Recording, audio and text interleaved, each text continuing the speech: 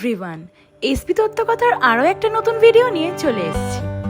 আজ জন্মাষ্টমী উপলক্ষে আমি আর মা বেরিয়ে পড়েছিলাম ডোমজুর ইস্কন মন্দিরের উদ্দেশ্যে।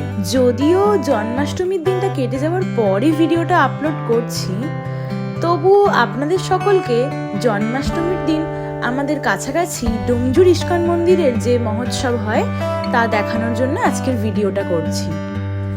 এই মন্দিরে পৌঁছানোর জন্য বেশ অনেকগুলি রাস্তা আছে, তার মধ্যে দুটো রাস্তা আমি আপনাদেরকে বলছি। আপনারা যদি ট্রেন পথে আসতে চান তাহলে সাঁতরাগাছি থেকে আমতার লাইনের ট্রেন ধরে আপনাদেরকে আসতে হবে ডোমজুর স্টেশন, এবং সেখান থেকে টোটো করে আপনারা আসতে পারেন ইস্কন মন্দির। কলকাতার দিক থেকে যদি আপনারা এখানে আসতে চান তাহলে আপনাদের জন্য বলে রাখি, কলকাতা থেকে ডোমজুর রবীন্দ্র সদন K11 যে বাস থাকে সেই বাসে আপনারা ডোমজুর আসতে পারবেন, এবং সেখান থেকে আপনারা টোটো করে ইস্কনের মন্দির আসতে পারবেন। এছাড়াও রয়েছে আরও একটি রাস্তা, তবে সেটি একটু জটিল। আপনারা যদি অঙ্কুরহাটি দিয়ে আসতে চান তাহলে সেখান থেকে আপনাদেরকে টোটো করে ডোমজুর আসতে হবে, এবং সরাসরি ডোমজুরের টোটো না পাওয়া গেলে আপনাদেরকে আসতে হবে মাকড়দহ, এবং সেখান থেকে আপনাদের টোটো করে ডোমজুর আসতে হবে।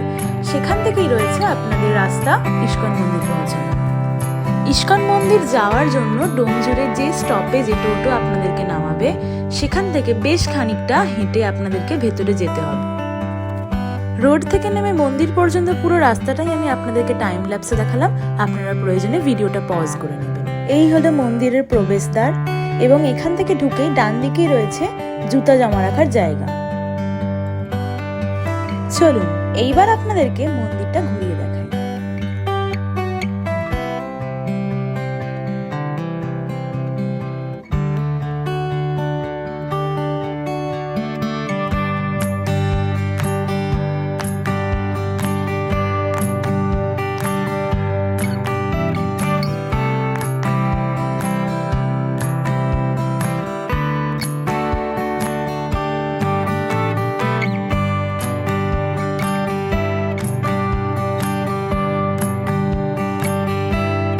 আপনারা দেখতেই পাচ্ছেন এখানে খুব সুন্দর করে প্যান্ডেল করা হয়েছে এবং মঞ্চ বানানো হয়েছে গোপু দাদার বার্থডে সেলিব্রেশনের জন্য। অন্যদিকে হচ্ছিল ভোগ বিতরণ, এবং সেখানে অনেক সাধারণ মানুষ ভোগ খাচ্ছিলেন। এখানে আসার আগে একটু ভয় পেয়েছিলাম যে হয়তো ভিডিও রেকর্ডিং অ্যালাউ করবে না এবং আমি আপনাদেরকে দেখাতে পারবো না ভিতরটা, কিন্তু আজ গোপু দাদার জন্মদিন। আজ রাধাকৃষ্ণকে ভীষণ সুন্দর করে নতুন জামা কাপড় সাজগোজ ফুল ফল দিয়ে সাজানো হয়েছিল, তাই বোধহয় মন্দির কর্তৃপক্ষ আজ আমাদের ভিডিও রেকর্ড করতে বারণ করেননি। চলুন রাধাকৃষ্ণের আজকের এই বিশেষ সাজগোজ আপনাদেরকেও দেখাই।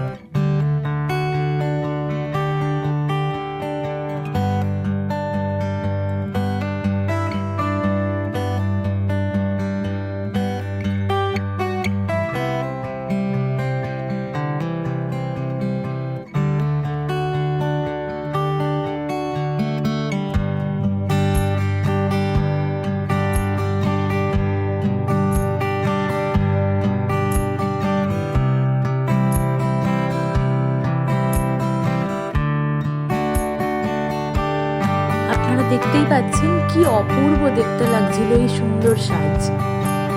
দুটো জিনিস আমার এখানে ভীষণ ভালো লেগেছিল। প্রথমত এই ফল দিয়ে সাজ, বিভিন্ন রকমের ফল দিয়ে কি সুন্দর ডেকোরেশন করা আছে, যে জিনিসটা আমার ভীষণ ভালো লেগেছে, খুবই ইউনিক ব্যাপারটা। আরও যে জিনিসটা আমার ভালো লেগেছিল তা হলো রাধার হাতে ছিল একটা ভীষণ মিষ্টি পার্স। কি যে মিষ্টি লাগছিল রাধারানীকে ওই পার্সটা হাতে নিয়ে।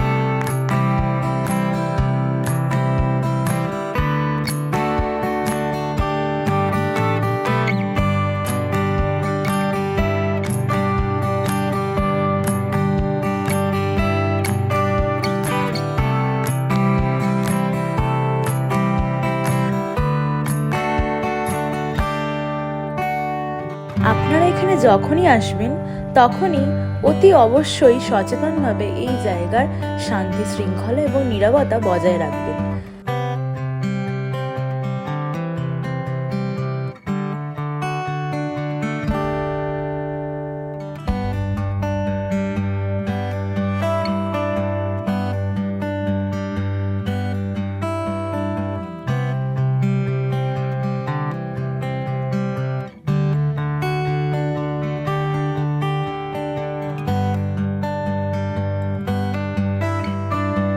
মা আজ অন্নভোগ খাবে না, তাই আমি একাই চলে গিয়েছিলাম ছুটে ছুটে ভোগ নেওয়ার জন্য।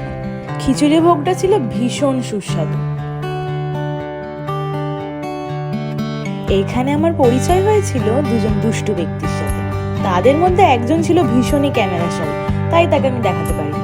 তবে আর একজন ছিল ভীষণ আদুরে এবং ভীষণই শান্ত। ঠিক যেমন ভাবে আমি সারাদিন শুয়ে পড়ে থাকতে ভালোবাসি, এই বাচ্চাটাও ছিল ঠিক সেই রকম। আমি গিয়েছিলাম ওদেরকে বিস্কিট খাওয়াতে। এই বাচ্চাটা কোনো মতে মাথা তুলে একটা বিস্কিট খেয়ে আবার শুয়ে পড়লো। ওকে দেখে খানিকটা আমার নিজের কথাই মনে পড়লো। আমিও এরকম সারাদিন শুয়ে থাকতে পারলেই খুশি। যাই হোক, এখানে আমি দিলাম আপনাদেরকে জন্মাষ্টমী মহোৎসবের তালিকাটা।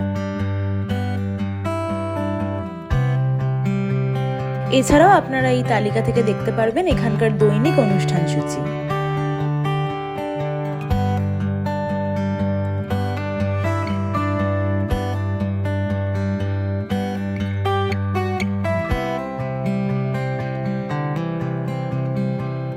এরপর আমি আর মা বেরিয়ে পড়লাম বাড়ি ফেরার পথে। আজকের ভিডিওটা এই অবধি, দেখা হচ্ছে পরের ভিডিওতে। আপনাদের যদি আমাদের ভিডিওগুলো দেখতে ভালো লাগে তাহলে অবশ্যই আমাদের চ্যানেলটা সাবস্ক্রাইব করে দেবেন।